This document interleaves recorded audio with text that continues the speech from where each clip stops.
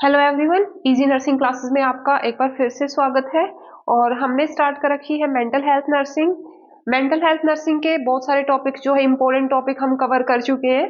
और उसके बाद आज की क्लास में हम डिस्कस करेंगे क्राइसिस इंटरवेंशन के बारे में।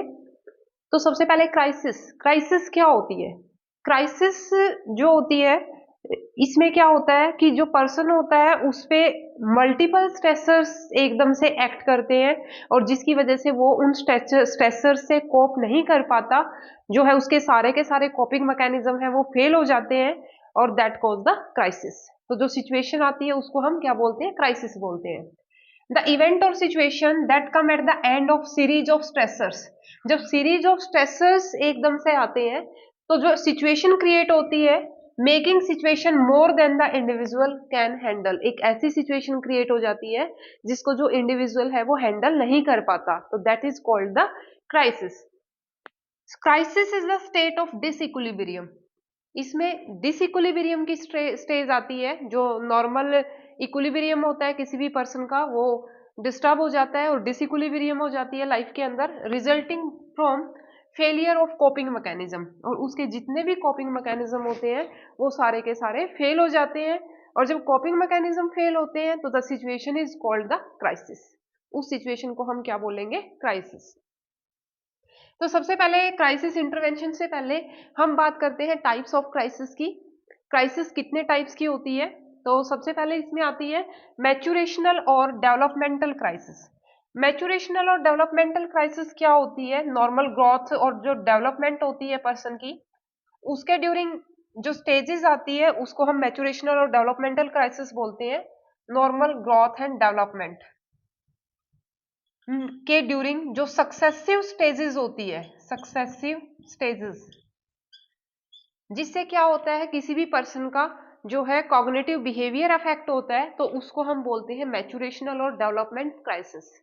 यानी कि ये नॉर्मली लाइफ के अंदर होती है। जैसे ही लाइफ के अंदर ग्रोथ और डेवलपमेंट होती है तो वैसे वैसे जो सक्सेसिव स्टेजेस आती है उनमें जो चेंजेस आते हैं that are called the maturational crisis. ठीक है, जैसे कि क्या हुआ, मैरिज हुई, अडोलसेंट एज, एकदम से जो एज है अडल्ट में, अडल्ट एज आ रही है, या एकदम से मैरिज हो गई है, या एकदम से रिटायरमेंट आ गई है किसी की, तो that are called the maturational crisis. क्योंकि ये नॉर्मल डेवलपमेंटल स्टेजेस के अंदर आती है, लेकिन एकदम से जो पर्सन है उसका जो कॉग्निटिव बिहेवियर होता है वो चेंज हो जाता है, उसको एडजस्ट करने में जो है वो टाइम लगता है, तो इसको हम क्या बोलेंगे, मैच्यूरेशनल क्राइसिस। ठीक है, जैसे कुछ एडजस्टमेंट मैरिज के बाद करनी पड़ती है, रिटायर हो जाता है पर्सन, एकदम से फ्री हो जाता है, तो एकदम से उसका लाइफस्टाइल है वो चेंज हो जाता है, तो these are the maturational crisis. फिर हम बात करते हैं सिचुएशनल क्राइसिस की। सिचुएशनल क्राइसिस क्या होती है, that occur due to post traumatic event. कोई भी पास्ट के अंदर ट्रॉमेटिक इवेंट हुआ है, उसकी वजह से जो क्राइसिस होती है वो सिचुएशनल क्राइसिस होती है। और इसको हम एक्सीडेंटल क्राइसिस भी बोलते हैं। जैसे कोई कार एक्सीडेंट हो गया है किसी का, किसी के स्पाउस की डेथ हो गई है, या फिर कोई पर्सन है, डिलीवरी हुई है किसी मदर की और जो बेबी है वो डिसेबल्ड है, या फिर किसी पर्सन की जो है क्रॉनिक इलनेस ही, इसको तो कैंसर है। तो इस तरह की जो क्राइसिस होती है इनको हम बोलते हैं सिचुएशनल क्राइसिस, कि एकदम से एक्सीडेंटली लाइफ के अंदर आ गई है, कोई कार एक्सीडेंट हो गया, स्पाउस की डेथ हो गई है, एकदम से डिसेबल्ड बेबी का बर्थ हुआ है, या कोई क्रॉनिक इलनेस एकदम से डायग्नोज हुई है, तो these type of crisis are called the situational crisis. फिर आती है एडवेंटेशियस क्राइसिस, और हम इनको क्या बोलते हैं, एडवेंटेशियस क्राइसिस को हम बोलते हैं social crisis. Social crisis, social crisis और एडवेंटेशियस क्राइसिस जो होती है ये कॉमन नहीं होती है, और बहुत सारे लोगों को अफेक्ट करती है। मल्टीपल पीपल्स जो होते हैं उनकी जो लाइफ होती है अफेक्ट होती है इसकी वजह से। क्योंकि क्या होता है, एकदम से कोई वार हो गया है, एकदम से कोई नेचुरल डिजास्टर हो गया है, एकदम से फ्लड आ गई है, कहीं पे अर्थक्वेक आ गया है, और मल्टीपल लाइफ जो होती है वो अफेक्ट हो गई है, तो that is called the adventitious crisis और द सोशल क्राइसिस। तो बहुत इंपॉर्टेंट है, क्राइसिस क्या होती है, टाइप्स ऑफ क्राइसिस क्या होती है, और क्राइसिस इंटरवेंशन क्या है, इसमें सब्जेक्टिव क्वेश्चन भी आता है और कई बार टाइप्स ऑफ क्राइसिस के ऊपर जो है ऑब्जेक्टिव क्वेश्चन भी आ सकता है। फिर हम बात करते हैं क्राइसिस इंटरवेंशन की। तो जो क्राइसिस लाइफ के अंदर एकदम से आ गई है, उसको रिजॉल्व करने के लिए जो मेथड यूज किया जाता है that is called the crisis intervention.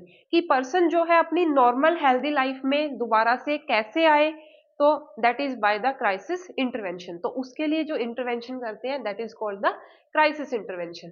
तो क्राइसिस इंटरवेंशन का गोल क्या है? सबसे पहले to decrease the emotional stress and protect the crisis victim. जो इमोशनल स्ट्रेस है लाइफ के अंदर उसको सबसे पहले हम क्या करेंगे? डिक्रीज करेंगे, और जो विक्टिम है उसको हम प्रोटेक्ट करेंगे। फिर है to assist the victim in organising and mobilising the resources and the support system. जो विक्टिम है उसको हम जो है मोबिलाइज करवाएंगे, वहां पे जो जो उसको रिसोर्सेज की जरूरत है या सपोर्ट सिस्टम की उसको जरूरत है वो सपोर्ट सिस्टम हम उसको प्रोवाइड करवाएंगे। ठीक है, तो ये गोल है हमारा क्राइसिस इंटरवेंशन का, उसकी स्ट्रेस को हमने कैसे रिड्यूस करना है, कैसे रिसोर्सेज अवेलेबल करवाने हैं उसको, और कैसे उसको सपोर्ट सिस्टम हमने प्रोवाइड करना है। तो these are the goals of crisis intervention. फिर हम बात करते हैं टेक्निक्स की। क्राइसिस इंटरवेंशन की टेक्निक्स कौन कौन सी होती है? तो इसमें सबसे पहले आती है कैथारसिस। कैथारसिस में क्या करते हैं कि पर्सन को हम एनकरेज करते हैं कि जो एरिया उसका अफेक्ट हुआ है, इमोशनल एरिया जो अफेक्ट हुआ है, उसमें जितनी भी उसकी फीलिंग्स है सबको वेंटिलेट करें। उसमें हम जितने भी उसके इमोशंस होते हैं सबको बाहर निकालने की कोशिश करते हैं, that is called the catharsis. फिर है क्लैरिफिकेशन। हम फोकस करेंगे कि वो क्लैरिफाई करे इवेंट्स के बारे में हमें क्लैरिफाई करके बताए कि किस वजह से उसको स्ट्रेस हो रखी है। तो जो भी इवेंट्स है उसके बारे में हम पहले क्लैरिफिकेशन करेंगे जिसकी वजह से स्ट्रेस हो रखी है। फिर सजेशंस। सजेशंस में हम क्या बताते हैं उसको? अल्टरनेटिव्स बताएंगे कि क्या क्या सॉल्यूशंस हो सकते हैं, क्या क्या अल्टरनेटिव्स हो सकते हैं स्ट्रेस को रिजोल्व करने के लिए। तो स्ट्रेस के जो सॉल्यूशन है उसके बारे में हम बात करेंगे और उसको आइडियाज सजेस्ट करेंगे कि कैसे स्ट्रेस को रिड्यूस किया जा सकता है। Sports of defences. फिर हम बताएंगे कॉपिंग मैकेनिज्म्स के बारे में